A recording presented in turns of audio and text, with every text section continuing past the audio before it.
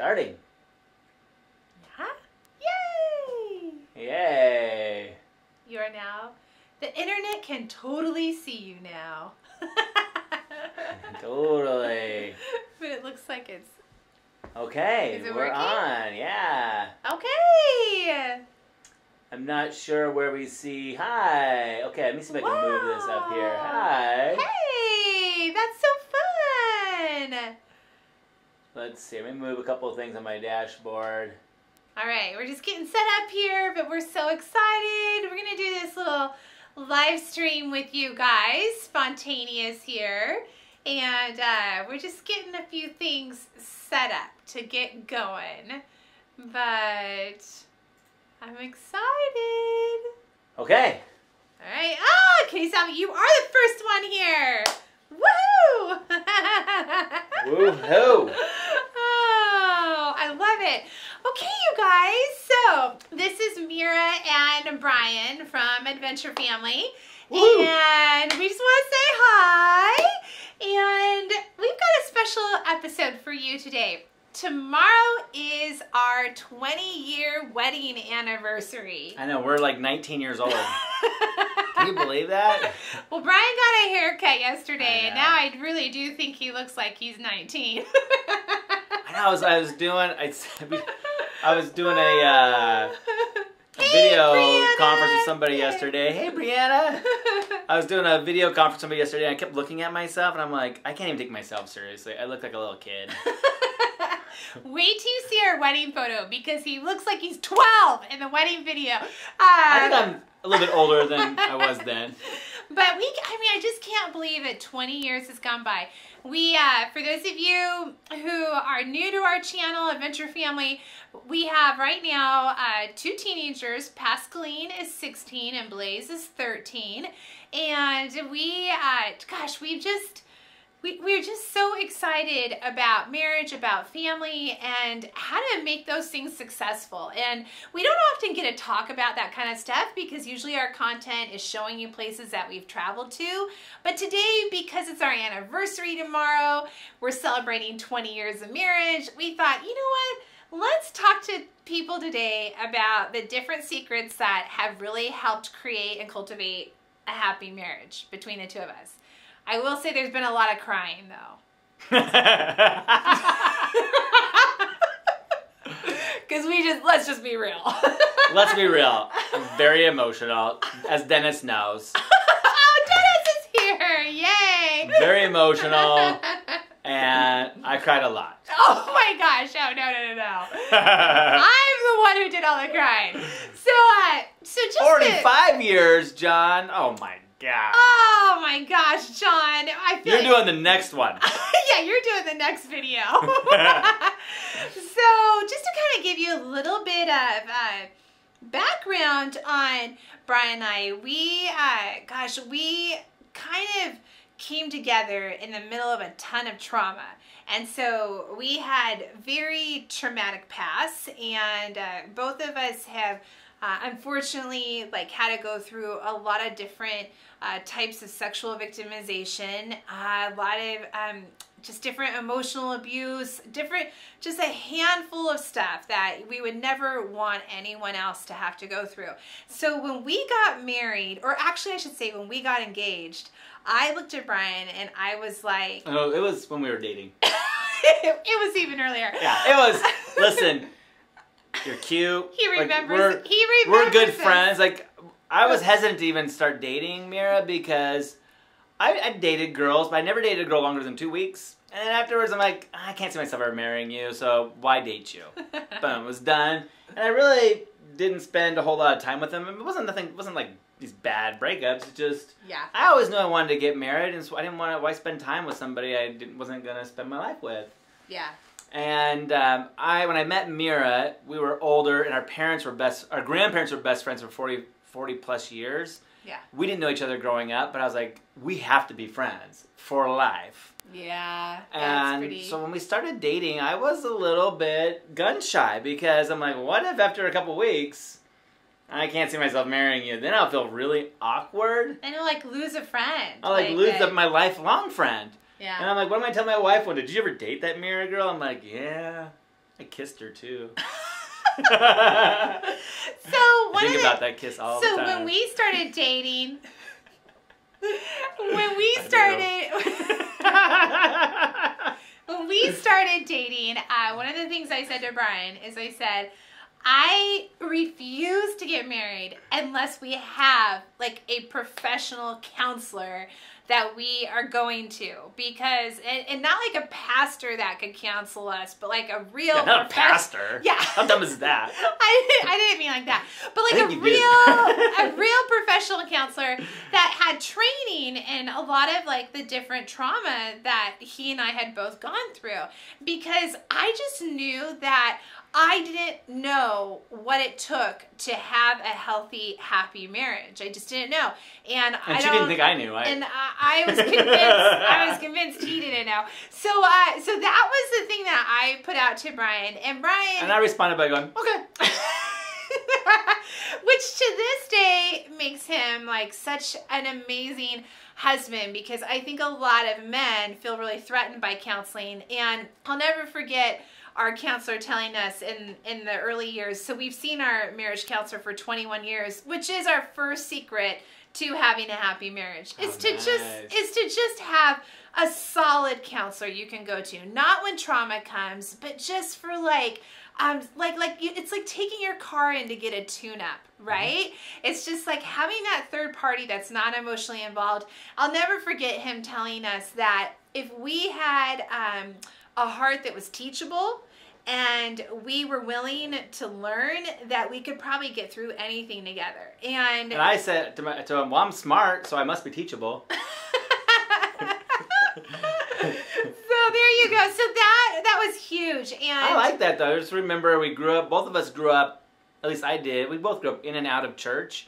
Yeah. And I remember hearing stories about this little boy who killed a giant, King David, eventually. And he was like a great king, but he had all these awesome counselors for war and for politics and for international relations and for economics and for farming and for building. But he didn't have a family counselor. And he grew up, also had trauma, I guess when he was a little boy. A prophet came to his dad's house and said, hey, bring all your sons in. So his dad brings in all the kids. And the prophet thought that all the good-looking, strong-looking kids were the one. And none of them were it. It was like 8 boys there. And he goes, where, is this all your sons? And he's like, well, I guess I've got David too. Uh-huh. I mean, so his dad didn't even think that he was worth coming in. He's like, well, I believe in all my other sons, but not David. Yeah. And he obviously had a broken home they grew up in, and that's a really good point. I've never thought about that. That you're like King David in the Bible. Like his dad didn't even really recognize him being worthy of coming in. Having a chance. Having a chance. Like, you got no chance. I'm not even having you come in. Huge. Yeah. And he didn't have he didn't have a family counselor, and the fruit of that was he's got children, they're raping each other, killing each other, and then they're trying to kill him and take over his own kingdom. Yeah. And so I thought, well, if he just had a marriage, I'm not going to be that dumb as David. I'm not going to marry. I mean, people get lawyers and accountants, and they get specialists for their cars and everything else. Why not do it for relationships? Why not have counsel for the relationship that means the most in your life? Right. We all know that things don't make us happy. It's relationships that do. At least that's what we tell ourselves. Yeah. Yeah. And marriage is a really challenging relationship, because it's 2 totally different people coming together to form a life as a unit, but then you have all of society, I feel like, often coming against it and wanting to pull us away from each other, wanting to taunt us, and it's just so rare to have someone like, I feel like John and Jenny, who are watching right now, who have been married for 45 years. I mean, that's just so beautiful and powerful, and I know that didn't just happen by accident. And so it was interesting. Our counselor once told us that there's all these different varieties of why a family is unhealthy, but healthy families all have like the same, 5, 6 attributes. They all share the same things in common. And I just thought, like, that is that's intentional right there. That means that work and thought has gone into what this relationship can look like. So I think right. that, I always think of the example like to be unhealthy. You can be unhealthy like, hey, if my foot's broken, or if I've got a cold, or if I get poked in the eye. Like there's a variety of ways for your body to not be at its optimum level, but there's only one way for your body to be optimal. Yeah. Everything has to be functioning and be strong and healthy. Oh, that's a good way to look at it. Right? So there's a variety of ways for the body to not be all together, but there's only one way for it to be all together. Yeah, I like that. That's really good. So before we even got married, that's what we started with. And then we got engaged, okay? Yeah. And we got engaged, and there's so many funny stories behind all of this, but we got engaged, and we were at church, and this older lady at church asked me one day if I knew what the purpose of marriage was. And she wanted to know, like, did I know I'm engaged now? I'm going to be getting married soon. Do I even know what the purpose of marriage is? And of course, when like an older gal that you respect says something like that to you, I don't know, have kids, who's been married for years, like clearly she has an idea of what the purpose of marriage is. So I just told her, like, will you tell me? Like, I'd love to know your opinion. And what she said, I shaped us and our marriage from that point on. It was so huge. It was so not what I expected. Yay, Tracy, 27 years. Oh, 27 years. That's awesome, Tracy. So what she said was the purpose of marriage is that you've been given a vision by God of who they are meant to be, fully set free. Like what their purpose is and who they are when they stand with full confidence, and that you have that vision even clearer than they have it for themselves sometimes. And that the purpose of marriage is that you will fight for them to get to that place. Their whole life, you will fight for them. And that blew my mind. That is not what I thought she was going to say. But it just really like took me back of just, wow, okay, so if that's the purpose of marriage, then every decision we make from here on out, and you were the one who really started it in the early years, you were like, when we had like a financial decision to make of, gosh, should we keep investing in going to counseling, which is not ever cheap, right? It's an investment. That's why we call it an investment. Or should we save up for our first home that all of our friends are buying, and we want to be buying our first home too? I'll never forget Brian looking at me and saying, well, which one is going to set us more free? Which one is going to get us closer to being the person that we were designed to be and meant to be in this life? And it was the counseling, right? That was helping us, like, more than words can say at the time. And so that was how we made our decision, and how we've made so many decisions ever since then in 20 years. Wouldn't you say? Oh, absolutely. Yeah. I remember you like getting mad and going to the bathroom one time. I was sitting out here, Mira, just so you know, I'm right here. I'm right here for you. But it changed. Like, we get in fights and things would happen, and I'm like so certain that I'm right and that she's wrong, and then she would like hide in the bathroom or I don't know. I'm just making that. I don't know where it happened, but I'd have like all of a sudden I'd have a couple minutes to myself. I'd be like, what am I right about again? Yeah. And realizing, like, wait a minute, am I taking from her? Or is there something right now that's pushing a button in her that I'm missing? Is this an opportunity to help Mira become more of how I see her? Like, I was just serving at this, hold on one second. I just want to tell, because Kitty Salvation just said, am I in the wrong place? Because I'm not even like driving yet. And no, you're not at all, because even though you're still young, I mean, when we were like, I think you're the best one of the best category of people to be on here. Yes, even John, I don't think John, I'm sure I can teach him a few things about a camera. I mean, like, I loved at your age, at being 14, 15, I loved learning anything that I could to set my future up for success. And so you don't have to stay on, but I'm just so glad you're here. Absolutely. But you were, in fact, you were the last 5 days. I was out at camp the last 5 days. And teenage guys and stuff. And it's crazy how, like, I remember one guy saying, and he's a handsome guy, he plays sports, he comes from a pretty great family, and he's getting ready to go to college, but he was sharing it. He feels like he's starting to make choices that go against his convictions about what he feels like he wants to do and he knows is right for him. And I'm looking at this guy and I just see success all over this kid.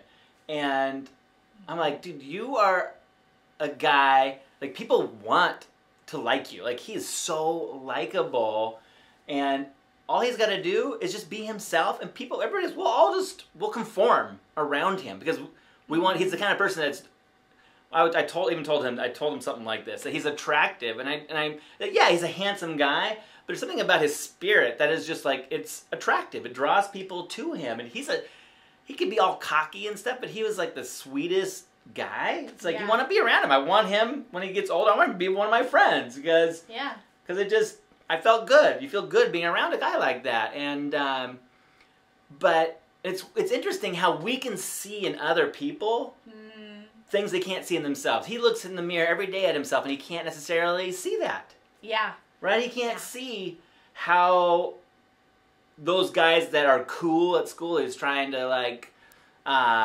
he's compromising his own convictions because he's wanting their acceptance. He doesn't see that they actually want him to like them. Yeah. And that, and if they don't want to like him because he's not doing what they're doing, it's not worth it, because there's so many people that want to like him, that do like him, that want to be around him. And so I feel like that's what we're saying here. Like, when we get married, we see all the potential in somebody. Maybe we also, I think, as we get married, as we spend time with them, we also see all of their weaknesses. Yeah. I mean, she didn't have to be married to me very long to see all of mine. Mine kind of just, like, just all hang out there. But those weaknesses usually are masking the potential. They're usually this, like, I feel like it's like rot, or it's that potential that needs to be put into shape. Yeah. And so anyway. Well, I think, like, even when we made the decision to do Adventure Family, that whole family travel show that we're still doing, oh my gosh, it was such a huge decision, because we were looking at selling our home that we'd had for 10 years, putting everything into storage, like, completely taking this huge leap of faith. No guarantee that a TV network would pick it up. No guarantee that we would have enough money. And we have kids that we're bringing through this whole situation. Yeah. And so we thought, are we dumb for doing this? Yeah, are we irresponsible? Are we crazy? And I have to tell you that it came down to that question. Will doing this get us closer to being the people that we were meant to be? Yeah. Will doing this set us more free? Will it help us face, like, fears that we need to face? Will it help us overcome things that we still struggle with? And if the answer is yes to those things, if there is a chance that it will do those things, then yes. Like, let's do it. Let's give up all of these things, because being free and who we were meant to be is the most valuable thing of all, right? That's the most valuable thing. And so this is very, I feel like this is very much not like what society tells us. Because I feel like when we first got married, we heard all the messaging. Like, society says, okay, how fast can you save up money for your first home? Or how fast can you get a promotion at your job? Or when are you going to start having kids? And it's like society has all these things that they want us to do and expect us to do. But does any of that actually get us closer to being more set free and who we're meant to be? And so that became a huge deciding factor. Often become anchors. Yeah. Holding us back from that. Yeah. I mean, and it's rewarding, though. In our 20 years, I mean, we're just getting started. I feel like we're just getting warmed up. We're just starting to see the fruit of some of the choices we've made. Yeah. Whether it's with our kids, but with each other. I mean, when we first got married, like, Mira had been through a lot, and one of her big things was about voice.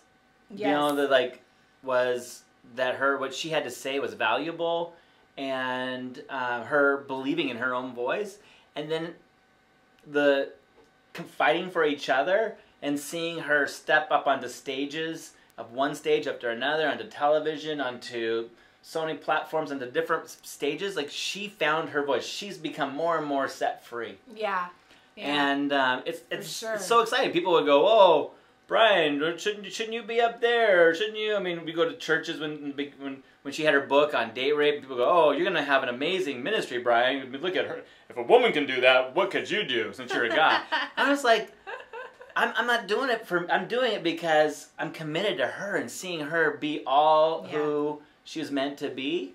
And I know that when we were traveling around the world trying to film Adventure Family, when we first started getting that off the ground, that it was a lot about me. I mean, I've never felt so uncomfortable in my life. Yeah, no, that Adventure Family was really Brian's vision. And it was amazing because everything we had done prior prepared us and strengthened us and gave us courage and skills and tools to be able to do something so huge as taking that leap of faith. But I feel like, okay, I want to, like, we could talk so much, but we want to really give you, like, all 7 of these things. I know. And support. Okay. Number 3. Number 3. Support each other. No, that's not what it means. I know. Okay, all right. So what we mean by support is we mean, obviously, like, having a great counselor, you know, before you are in trauma and need one, but also, like, getting whatever kind of support you need and not being ashamed of that. Brian and I have both been in 12-step groups, and we're proud of that, like, because there's a lot of people who have struggled with addictions that we know, or different codependency or different things, and they didn't get support, and they've been isolated and alone. And so getting, like, that support for yourself, and whether the season is short or long, but just doing that, finding a church that you feel like really gets you, not just because you're clocking your hours in and, you know, you sit in the back and you don't ever talk to them, but a place that really feels like home, and, like, searching for that place until you find it. Having friends that you feel like you can open up with and just be, like, super candid with. I feel like when we were going through a really tough season early on in our marriage, we had 3 couples that had all been married for 40 plus years, and none of them knew each other. But for whatever reason, I think it was like a God-inspired thing. They would invite Brian and I out to dinner, and for like every month we had dinner with one of these 3 couples, and it was so powerful, their support, and just them, like, having lived so much more life than us, and being able to look at us and say, "Hey, it's going to be okay. I know that you're in a storm right now and you're terrified, but we've weathered so many storms together, and we believe that you will be just fine." Man, that was huge. It is. I mean, the bottom line is that you just, none of us can do it alone. No. And there's individuals and people that want to encourage you. Just, that's partly why we're doing what we're doing here, is because we know that there's people who need the encouragement that we've got to give. And I know that people are here because maybe they want to receive the encouragement, or they're like us and they want to be encouraging as well. And so this is awesome. So another one, kind of like along the number same... 4? Number 4, kind of like along the same lines as having support, is having boundaries. Okay, and this is going to seem a little bit radical, I think, to some people, but we really like, but we're just going to be real with you.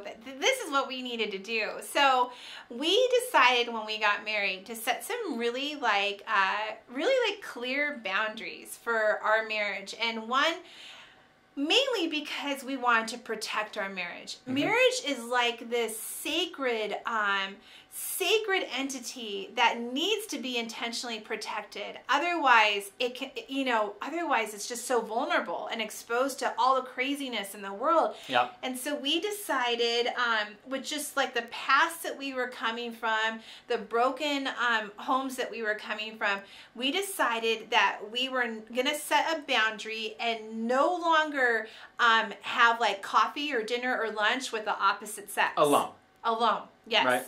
Yes, and so... So if I'd had a friend like Mira, who's I'm going to be friends with her for the rest of my life, and we would get together for coffee, but she's not the one I'd married, like I wouldn't do that anymore. If I was going to have coffee with Mira, I would have coffee with Mira, or with my other female friend, I would invite my wife Mira along. Yeah. And vice versa. And it was interesting. One, I remember certain guys that would want to like, Mira, you have so much to say on sexual wholeness, and can I talk to you? And Mira's like, sure. You can talk to me and my husband, and we'd be here. It was so interesting to see how those guys disappeared. They just disappeared. Yeah. And we even lost, I feel like, a couple friends when we made this shift in our life, like after we got married, because some of our friends honestly thought we were being too extreme. And you know what? I think that when you've lived through a lot of trauma, you come from an extreme past. So you actually need extreme boundaries in some ways to keep yourself in a place of like safety and protection. And so, even today, like with work and stuff, we work really hard in professional settings or casual settings, not to be like just in a one-on-one with the opposite sex, and really protect that marriage. And oftentimes, like when we're traveling, I may be the only one, like let's say I'm traveling for Sony and I'm speaking for them, and it's just me speaking, Brian doesn't necessarily have to come. Oftentimes he will come because of this boundary that we've set in place, for him to be a buffer and to just be really intentional about it. Yeah. I think the best thing about boundaries are, as an ADDer, I hate boundaries. I don't like fences. I love them. I love to go find them and jump over them. But for our marriage, they're so freeing. Because, once they're there, I don't have to think about it. Like if an old friend who's a woman says, hey, let's get together for a coffee or lunch, I don't have to think about it. I don't have to go, is that appropriate or not? Yeah. Maybe I had a crush on her in 6th grade. And, I'm nervous about this meeting. I don't have to worry about anything. And we do that for all kinds of things. Like for our kids, like we have them every night before they go to bed. They take their cell phones and they plug them in outside their rooms. And they don't have to worry about at midnight they're having trouble sleeping. They don't have to worry about being tempted to be on their phones and be up all night, or who knows what happens. Nothing good happens after 10 o'clock at night when you're tired without boundaries. Exactly. We don't talk about finances. Or, look at other people's like photography after 10 o'clock at night, because finances, it'll always end up being an argument. And if we're looking at other people's photography, we'll always feel down on ourselves by the end of that. We're just too tired. And so the boundaries, I love that you brought that up, because we have boundaries within our home. Like we have like the finances. It's not because doing finances after 10 o'clock is bad, right? It's just we're going to get in a fight. And we've gotten too many fights, so let's just not do it tonight, and we'll talk about it tomorrow morning. So it's so much better. I like not having, because we start talking about finances, now it's midnight, now we're fighting, and now we're going to be up for 2 more hours just fighting about something that neither of us even know what we're fighting about. I know. And how many times, I don't know how long it took us, we're not as smart as we think we are sometimes. I don't know how many times we did that before we realized maybe we shouldn't talk about finances every time. We also have like boundaries set up on our internet. So we have filters set up throughout all the computers in the home. I remember the first time Mira was on the Nate Berkus show. Like we're here in the NBC studios. Oh yeah, this is such a great story. And she was going to do this take photos wirelessly. And there was no internet there. It was really weird. And I was using my laptop as this like go-between so she could take the photo and boom, it would go live for 3 million people to see. 3 million people, and so Oprah's team is there. They're all trying to figure out so I've got like 10 or 15 guys on their technical team and some of the producers standing around me, and I'm trying to plug it all in. I'm trying to, and all of a sudden, up pops up my internet like, you aren't a big boy. You can't go here without your mommy typing in a password for you. I'm like, honey? It didn't say that. No, it didn't say. But that's how I felt. But it was That's how I felt there. But I'm like, you know what? It's this kind of thing right here. Like, it's very uncomfortable in this specific situation. But it's the kind of thing that really keeps a lot of happiness and peace in my marriage overall. Yeah. Not because in that situation, but it's when we're not in that situation, and when she's traveling, or when I'm up late doing something. And no, I mean, but like, kind of let's just be honest. Like, you know, internet pornography is so accessible these days, whether it's to us as adults or it's to our young, you know, our young people or kids, or just even getting on Instagram is so like stimulating sometimes. And so let's not be like, let's take ourselves seriously and like set up filters and boundaries that will help protect that. So there you go. That's boundaries. Number 5. Number 5. Okay. Do you want to start it? Well, tomorrow's the 20th anniversary of our wedding. Yeah. And we're going to do like a date day. Yeah, we are. And I'm telling you that because you have on your date nights, Mira. Date nights, yeah. I think date nights are important, and people talk about it all the time. And we've gone through seasons where we were able to do more and then not able to do many. But just to, like, even if the date night is in your own living room after the kids go to bed, just having that time to nurture your relationship, I think is such a big deal. And so, It is. Well, I mean, whether Mira and I work together, live together and all that, or if we don't work together, just taking time, yeah. you know, just to being intentional, just like we're being intentional, trying to set each other free, intentional with relationships, but being intentional just to see each other and to not talk about the finances, not talk about work, try not to talk about the kids. Often we'd be like talking about the kids for the first half of dinner, and then we're like, or work, and it takes work. Yeah. I mean, it's really awkward how it's to find other things to talk about besides those things. Yeah. But worth it. Worth it to go through that. Okay. Right? Yeah. I think it's pretty clear. This next one is one of my favorite. It is, it's this advice that we heard. So I'm actually one behind on everything, aren't I? So it's okay. But this is number 2. But it's this advice that we heard that I like years ago that I never forgot, and it was to be quick to believe, quick to forgive, and quick to repent. And I loved that, like being quick to believe, like giving someone the benefit of the doubt. You know, as photographers, I feel like photography has really shown me that the two of us can be in the same exact spot and have completely different perspectives. Like we can take 2 totally different pictures, assuming that the other person is seeing the exact same thing, hearing the exact same thing. And so being quick to believe, like giving them the benefit of doubt is huge. It's a tough one too. I mean, I remember this, like we get in fights. I mean, we actually never fight, so I'm just making this up for all of you. Never, ever fight. We used to do a lot more. So I think I like it. We do a little less fighting nowadays and a little... No, but we get in fights, and it's really tough to believe the other person's motives. Yeah. And to believe that they're not trying to hurt me. Yeah. Because I feel like that a lot of times when we're in a fight. I start to believe the worst in Mira. And I feel like she believes the worst in me. And so, man, when I start to get a hold of that emotion and go, okay, no, wait a minute, Brian. She really does care about you. Yeah. She wants the best for you. She isn't trying to sabotage you or make you unhappy. She wants you, Brian, to be happy. Yeah. And I'm like, okay, wait a minute. That really starts to shift how I'm... So if I'm listening to her now, say the same things from that perspective, all of a sudden I'm able to start hearing her, whereas before I'm actually not hearing her. I really aren't. I really am not. When I'm believing the worst, I'm starting to get defensive. I'm like, all I know is I'm going to pull out my sword just like, no, you're not. Yes, I am. Yes. Yeah. So and then quick to forgive. Quick to forgive. And quick to repent. Like changing your direction. Well, I'm quick to forgive because I just live in my moment.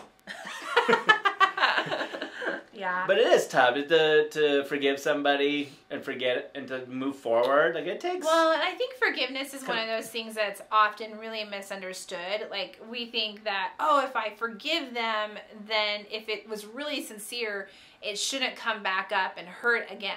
Right. It shouldn't bother me anymore. And that's actually not at all what forgiveness is. I like even what I've heard recently is forgiving somebody doesn't make them right.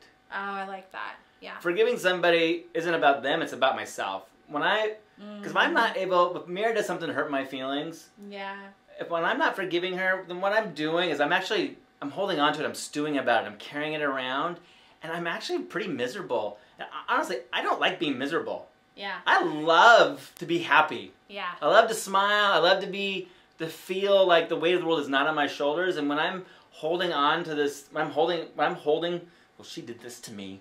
Yeah. And I'm just holding on to it. I start to get sick in my stomach, and I'm just like, I become like this fighter. I'm wanting to fight these shadows. Yeah, yeah. And quick to repent. I'm good. That's the one I'm best at. I'm still working on her on that one. He's had a lot of practice. I've had a lot of practice. He's had more practice than me on I'm an expert one. repenter. I say sorry. I don't think there's many people who can apologize better than I can. Mira, she needs a lot more practice. I know. I just don't have the opportunity to practice. Don't worry, Mira. As he does. I forgive you. Even though you didn't ask me to forgive you, you're forgiven, darling. Okay, the next one is supporting each other in front of the kids. In front of the kids. That's number 6. Yeah, you need to work on this one. I know, this one's really hard. Oh my God, this one's hard. Oh my God, because sometimes you feel like, okay, let's have a scenario. Maybe like you've been with the kids all day, and the other parent comes home, and they just like bark out of nowhere, and they don't have like the feel of how the day's been going, and you just want to like jump to the kids' defense, right? And you don't, which is the exact opposite of supporting your spouse in front of the kids. And so oftentimes when I feel like I can't get to a place of supporting him in front of the kids, we will go into the other room. We'll go, and our kids at that point are like, phew, right? Because they're getting like a ticket out of jail. But we'll go into the other room. It helps to have 2 parents in this scenario. And we'll try to like talk it out together. We'll try to get on the same page together, because it's so important as a marriage that we're a united front with the kids. Because as great as the kids are, they are always going to be trying to see how they can like turn us. Divide and conquer. Divide and conquer, yes. And so we have to like stay as a united front. And if that means we put the whole conversation with the kids on hold and we go into the other room, we got to go do it and just like get on that same page. One of the things that I love most that Brian has said to our kids when they've been disrespectful or out of line, he has said this to him like ever since they were little. Do you know what it is? No, I'm excited to know what I say that. This is like one of my favorite things he has always said to them. He has looked at them when they've been like disrespectful, and he said, "Hey, you are talking to my wife." And I love that, because I feel like it puts the whole family in alignment. That's not mom that you're pushing around. That's my wife. And she is mine before she's yours. And you're gonna treat her, and you're gonna treat her a certain way with certain respect. And I feel like that's always just like, man, like just whipped it back into alignment of like where the structure of the family is, if that makes sense. It's not the same. I mean, I feel like the kids get it that, hey, if they're, we all have disagreements with each other. Yeah. Right? And I know Blaze and Pascaline each, we've gone, hey, I feel misunderstood by mom. Yeah. Or, I'm wrestling with this. That's cool, I get it. And they've come to me and we've talked about it, and I've helped them navigate, the kids, navigate their relationship with their mom. Yeah, right? Absolutely. Or vice versa. And vice versa. I know they've never had to do that with you. But my dad did that. The reason why I did that, my dad did it to me once when I was like older, and I was just like, what? I remember just being so like taken back. I'm like, you never said that to me until I was like 19. And then I thought, wow, if it worked on me at 19, I've been able to work on my kids when they're little. Let me just set the expectation now. Yes. Okay, so the last one. I mean, there's so many different things that can go into having a happy marriage. No, these are the only ones, Mira. No, these are not the only ones. I think so. Hey, Brady. Hey, Brady. Awesome. So the last thing that we want to talk about that has really cultivated a happy marriage for us is having listening time together. So actually, there's an 8th bonus. I'll say at the end. It's a bonus one. No. Okay. So let me. Oh yeah. Let me just it say. It trumps all 7. It trumps all 7. So stay on. So what I'm talking about. The one that trumps all 7. So I always wanted to be able to pray with my husband. I always thought like that would be so cool if we could pray together. If we could like just really like be together in something that we're going through and asking God for help or whatever. Well, every time that Brian and I tried to pray together, we'd always end up fighting. Because he like never prays with his eyes closed. He doesn't feel like he needs to close his eyes to focus. And I feel like how can you be focused if you don't close your eyes? Well, so the whole term focus comes from vision. It just became this. My ears don't help me focus. Here we go. This is like page 23 of the script. So this is like the argument we would always have. And then one day Brian was like, hey, well, why don't we just set the timer? Well, no, so yeah, because the other thing is it's kind of like, okay, are we done praying now or not? Like, how do I know when we're done? I get overwhelmed. I'm like, I don't think I want to start because I'm not sure how long this is going to take. Your face looks so like, funny. Did I pray enough if it's been 2 minutes, 10 minutes, 3 hours? Like, what constitutes, like, we're done? And that just felt overwhelming. Oh my gosh. So anyways, he had this idea where we would set the timer for 4 minutes and we would just be quiet and we would listen together. And this has become our secret weapon to being working artists, to being able to dream build, to being able to experience things that most people only dream of, is what we hear in that 4 minutes. It is mind-blowing. We do it with the kids even. We'll write down in this journal, we're on our 4th journal now, of just different images or words or senses or pictures that we hear in that 4 minutes.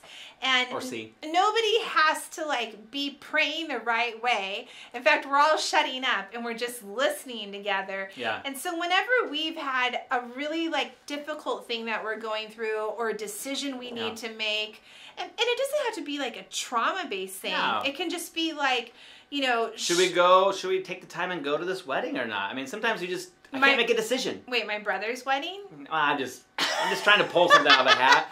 Like sometimes I struggle making a decision with things. Like I don't know that they both seem good or they both seem like bad, non-good choices. Like what do we decide? Well, when we set the timer for 4 minutes and we're quiet together, it's amazing. Like sometimes we don't have an answer, but we feel like this deep peace inside and we feel just released to go forward. And so, gosh, we could spend a whole hour talking about it. It's just something that's been so pivotal to our marriage. But I love what Brianna asked. She said, I love the whole like my wife thing, like this is my wife or my husband that you kids are, talking to. And does it work for a blended family? Well, so let me answer that. Yeah. Because my dad who said that to me was my stepdad. Yeah.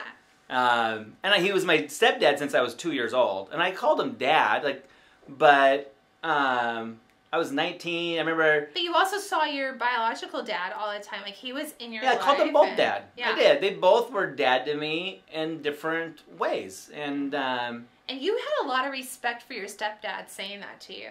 Like, I did. I mean, I got it. I mean, I got upset, and I think I was in the right for being upset with my mom, but how I chose to get upset with her, yes, he didn't appreciate. And I mean, I wouldn't appreciate it, I think, if Blaze was responding to my wife that way, right? And it's not really, I liked that because the truth is, it's probably not okay, it wasn't okay for me to respond to anybody like that. Yeah. Right? But for whatever reason, we feel like with family, I mean, I think we're all kind of guilty of, our social skills tend to always drop a few notches around our family. Right. Right? And it was a way he was keeping me accountable. And I felt like he was a little aggressive when he said it to me. But I remember thinking about it when the kids were little, and I was just like reminding them that it's not just their mom. Yeah. That it's like she's the most important person. Excuse me. She's the most important person in my life. Yeah. Before them. Yeah. For mom, I think it's the kids first. And then husband, but for me it really isn't, because the truth is they all go away at some point. I'm still with her. Yes. And so that's why I've said to you, I want to make sure this is all working, because if this isn't working, I'm going to have a hard time. When her and I are in a fight, when she's mad at me or I'm mad at her, I have a really difficult time engaging my kids. Because I feel like I'm not being honest. I feel like, man, when her and I are in a fight, I feel like I'm missing half of myself. Yeah. And I feel like I'm almost lying to my kids if I pretend to be happy and go lucky. I mean, obviously I'm not going to be yelling at them and that kind of thing, and at least I try not. I usually don't, but... Well, so that makes me think of, it's a little bit like random, but it's not. Marriage and family is so complicated. I just want to say this because when... I have been so happy all week thinking about tomorrow being our 20-year anniversary, because I love this guy more than ever. I admire him more than ever. I have more respect for him than ever. He's so smart. He's so passionate, creative, all of these things. And I was telling Pascaline last night while I was doing the dishes, I was telling her about how different this anniversary is than our 10-year anniversary was. And I remember our 10-year anniversary, I felt like we were feeling disconnected. Like we were starting to lose each other. And I felt really threatened by that. And so we went back to our counselor that we've seen for 21 years. And we told him about this. We told him after 10 years of marriage, why don't we feel closer? And is this something that we should be threatened by or worried about? And I'll never forget what he said. He said that when you come to that 10-year milestone, you often realize that you're not the same broken people who first got married. That you've hopefully gained more. We have been fighting for each other, right? Hopefully. Yeah, and hopefully the outcome of that is you're more whole and you're more healed and you're more free. And so how you need each other is different. How you connect with each other is different.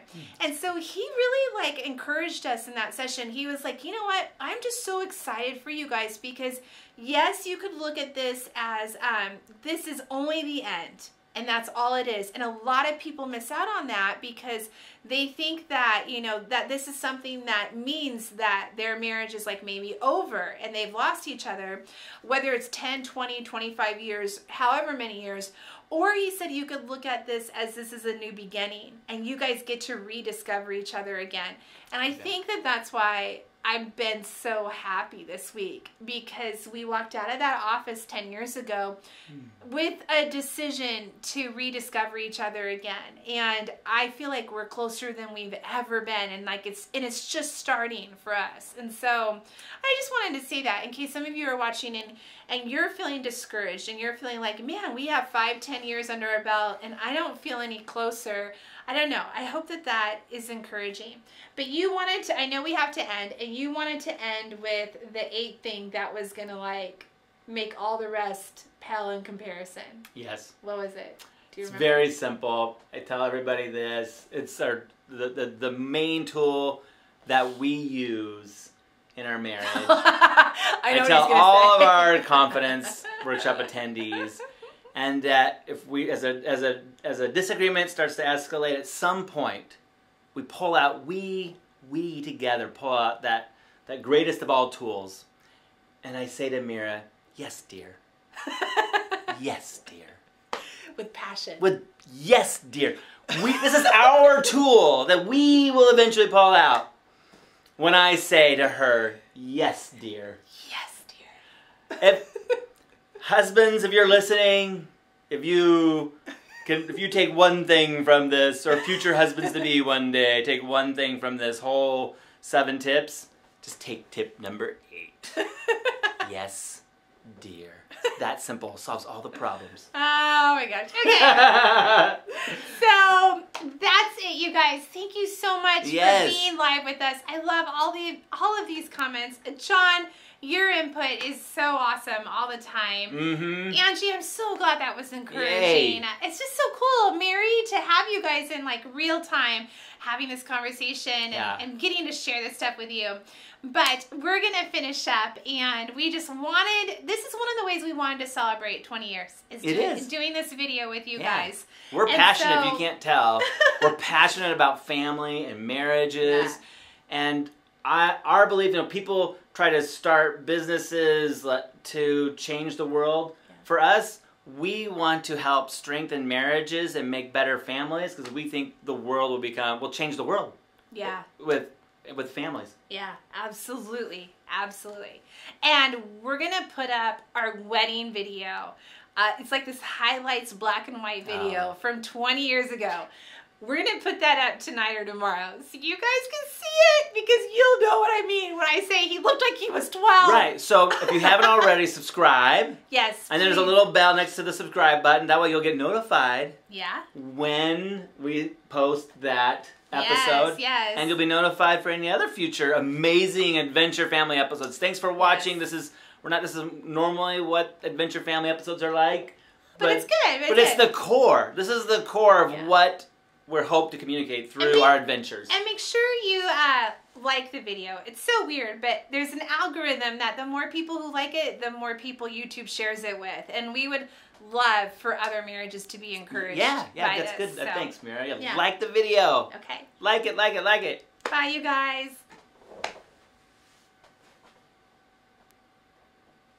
Oh, you gotta do it over here.